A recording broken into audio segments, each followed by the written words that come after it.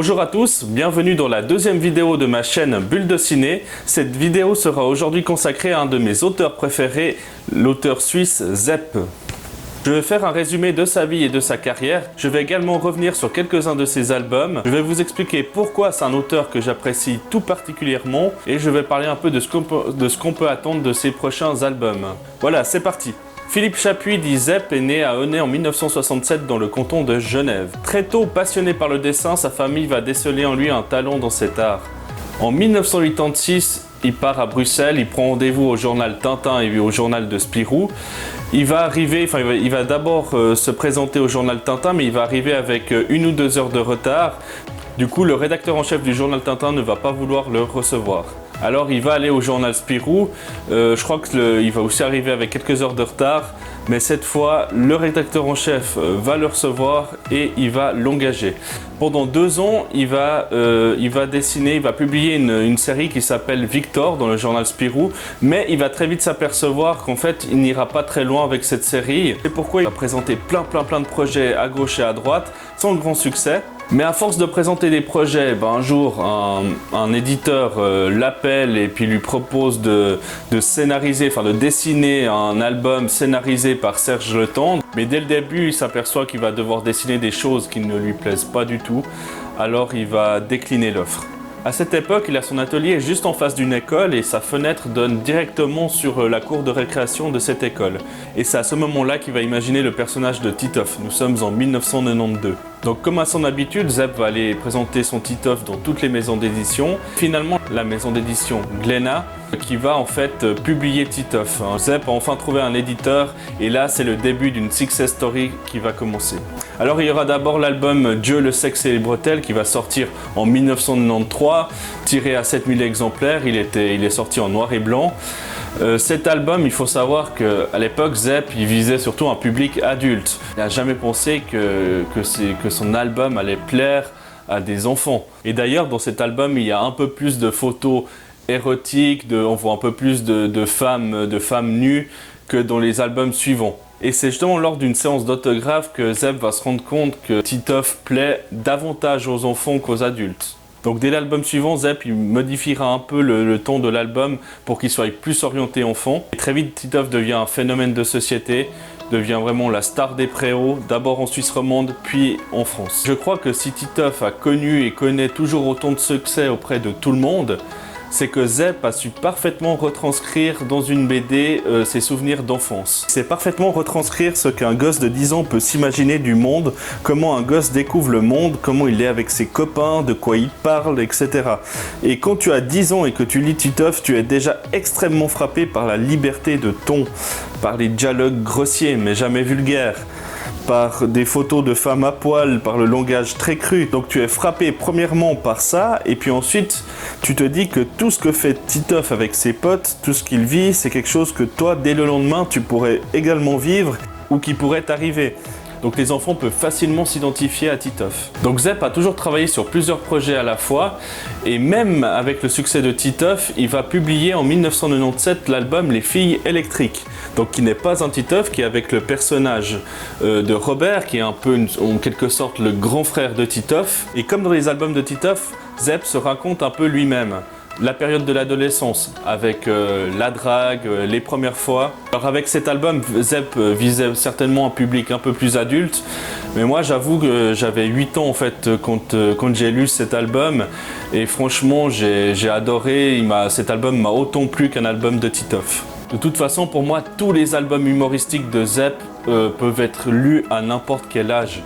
Même les albums Happy Sex, pour être lu par des gamins de 8 ans. Moi à 8 ans, si j'avais lu Happy Sex, alors peut-être que je n'aurais pas tout compris, mais je suis sûr que je me serais autant marré que quand j'ai lu il y a quelques années. Donc vraiment, les albums de Zep sont vraiment faits pour toutes les générations.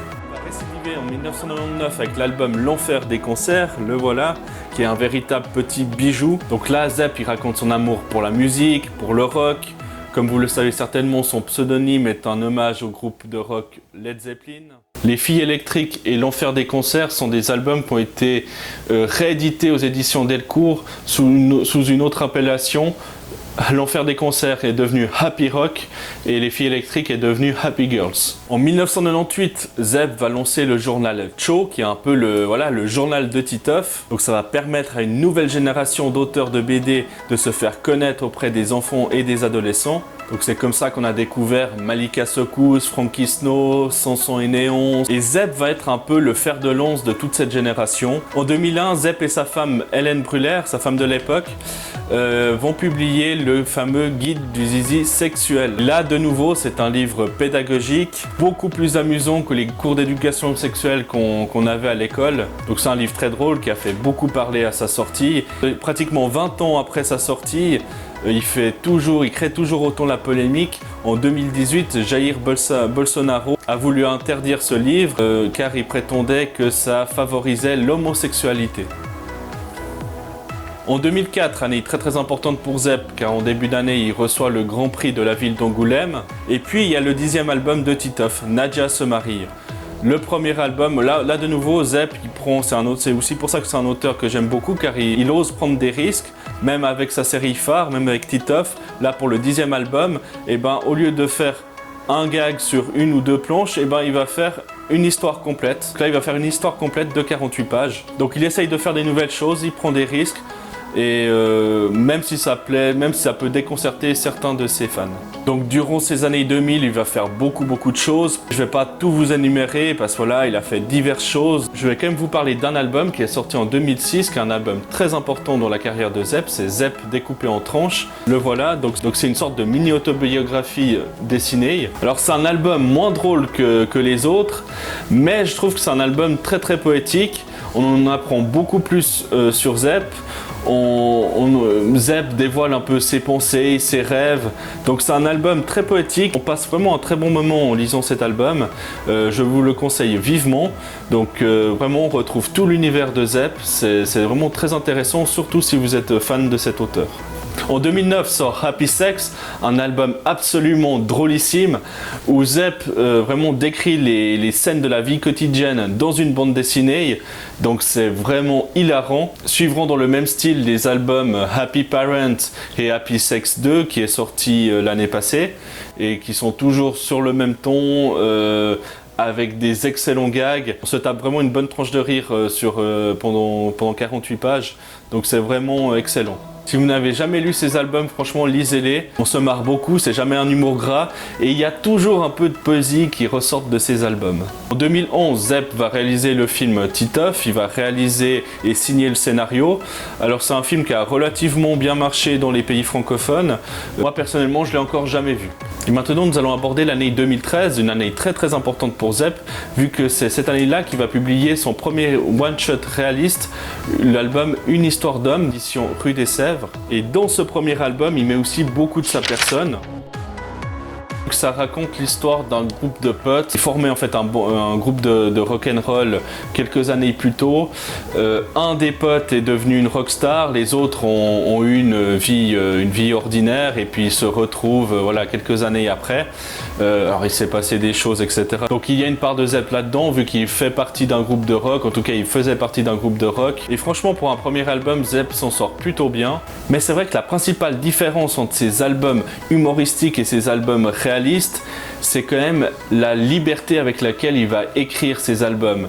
Et j'avoue que je préfère nettement Zep quand il fait de la BD humoristique, parce qu'on sent qu'il se lâche complètement. Tandis que dans ses albums réalistes, on sent qu'il n'ose pas y aller à fond. Alors que dans Titeuf, Happy Sex, Happy Parents, il met aucune barrière, il ose pratiquement tout. Et donc ce n'est pas le cas avec ses albums réalistes. Enfin, ça va être encore moins le cas avec son deuxième album, Un bruit étrange et beau, qui est paru en 2016 aux éditions Rue des Sèvres aussi, et qui pour moi est clairement un album où Zep passe à côté de son sujet. Les scènes du quotidien, là où Zep est normalement excellent, je trouve que là elles font un peu cliché. Les dialogues aussi, on n'y croit pas, en fait on ne croit pas du tout aux personnages, à leur histoire. Donc pour moi c'est un album, je vois même pas où Zep veut en venir en fait. Donc pour moi c'est pas un très bon album, même si les dessins alors sont très bien, sont très beaux. Voilà, pour moi Zep il passe à côté de son sujet, et la différence peut-être avec son premier album, c'est que justement dans le premier album on reconnaissait Zep, on sentait justement, Zep est excellent justement pour donner de sa personne, pour mettre de sa personne dans ses bandes dessinées, et là clairement dans ce deuxième album on le voit pas. Mais bon, j'ai lu quand même des critiques sur internet, il y a des gens qui le considèrent comme un chef-d'œuvre, alors c'est pas mon cas, voilà. Je suis vraiment pas entré dans cet album, mais ça a plu visiblement quand même à beaucoup de gens. Et puis il y a ce troisième album, The End, en hommage à la chanson The End des Doors. Avec cet album, Zep il frôle franchement l'excellent album. C'est franchement très très bien. Et là pour le coup justement, on ressent de nouveau, c'est un album où il y a beaucoup de musique, il y a beaucoup de rock, on parle justement de la chanson The End. Un des personnages écoute la chanson The End en boucle toute la journée, et quand il écoute cette chanson, on peut pas le déranger. Et c'est très très intéressant, on sent vraiment l'implication de Zep déjà pour le sujet, donc ça parle quand même de l'environnement, de l'avenir de notre planète. L'histoire est tirée d'un fait réel qui est pour le coup là qui est vraiment hyper intéressant. Donc pour moi cet album ressemble totalement à Zep, parce que justement on y parle de musique, on y parle d'un sujet qui lui tient à cœur, l'environnement, car l'environnement il était déjà beau, c'est un thème qui était déjà beaucoup abordé dans ces autres bandes dessinées, notamment dans les Titeuf. Et il parle de ça, il parle également, il y a aussi ce côté pédagogique parce qu'on apprend beaucoup de choses, et c'est vrai qu'avec Zep, très souvent dans ses albums, il y aura ce côté quand même un peu pédagogique.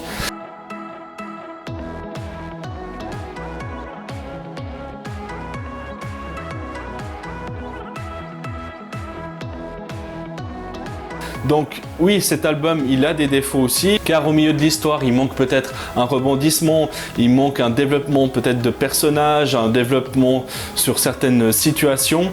La fin est un peu abrupte aussi, elle arrive très vite.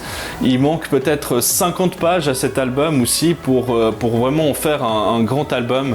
Et c'est pour ça que quand tu lis l'album The End, tu te dis que Zep il est vraiment proche de faire un chef-d'œuvre, et que son prochain album, alors je sais que le prochain album qui va sortir ce sera un Titeuf, il va paraître je crois l'année prochaine ou en fin d'année, mais s'il sort un album dans quelques années, un album réaliste, franchement on peut en espérer beaucoup. Et c'est vrai que j'espère que Zep va encore sortir plein d'autres albums, plein d'autres Titeuf, parce que avec Titeuf c'est très intéressant parce qu'il fait évoluer le personnage, donc on espère encore beaucoup, on se demande jusqu'à où il va aller avec Titeuf, et du coup on espère vraiment encore se marrer beaucoup avec Zep, et on espère qu'il va sortir encore beaucoup d'albums, des nouveaux Happy Sex, des nouveaux Happy Parents, on espère peut-être un nouvel album de Robert, pourquoi pas, puisque ça fait depuis 21 ans qu'il n'a plus sorti d'album avec le personnage de Robert. C'était tout ce que je pouvais dire aujourd'hui sur cet auteur. Donc likez cette vidéo, partagez-la si vous l'avez aimé,